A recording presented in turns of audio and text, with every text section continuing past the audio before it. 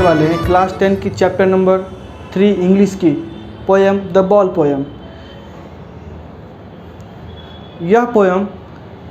इस पोएम को लिखे हैं जॉन बेरीमैन ने।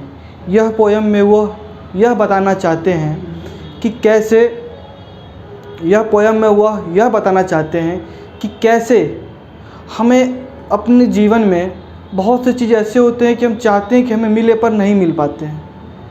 तो इनसे यह कहना चाहते हैं कि हमारे लाइफ में हमेशा एक हैप्पी और सैड मोमेंट आती है। किसी चीज़ को हम चाहते हैं तो ये ज़रूरी नहीं कि आपको वह चीज़ मिल ही जाए, आपको इसके लिए संघर्ष करना पड़ता है। आपको इस बात से होप नहीं हारनी चाहिए। अब इसमें उन्होंने एक बच्चे के बारे में उन्होंने इस कविता में बताए हैं कि एक छोटा सा बच्चा रहता है, उसके पास एक गेंद रहती है, पर क्या होता है वो उस गेंद से पूरे दिन खेलता रहता है, पर क्या होता है कि कभी एक दिन ऐसा आता है कि उसकी गेंद एक नाले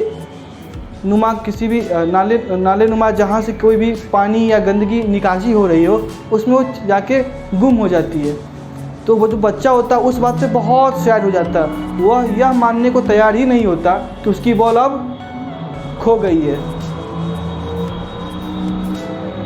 तो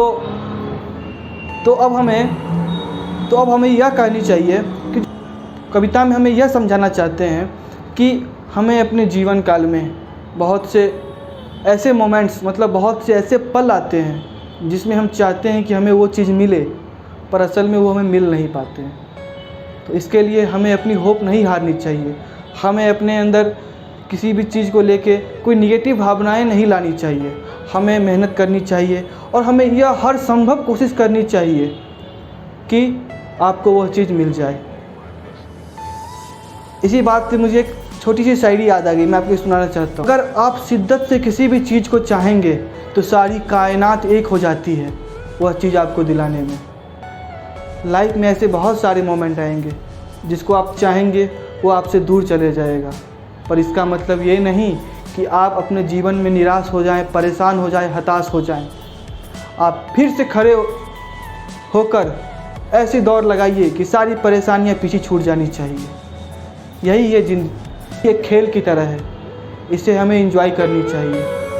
इसमें कभी बैड मोमेंट और हैप्पी मोमेंट दोनों आएंगे, दोनों को इक्वल एंजॉय करना चाहिए और आगे बढ़ना चाहिए। द बॉल पोएम का यही एक छोटी सी सारांश थी कि हमें लाइफ में कभी भी हार नहीं माननी चाहिए। अगर हम हारते भी हैं तो गुड एटीट्यूड, पॉजिटिव एटीट्यूड के साथ हार माननी चाहिए। इसका मतलब ये था कि हम हारने के बाद भी क्या हो सके, वापस खड़ा हो सके और फिर से उससे भी डबल मेहनत से उसे पूरा कर सके। तो आज हम इस कविता को यहीं ख़त्म करते हैं और हम मिलते हैं फिर से नेक्स्ट क्लास में।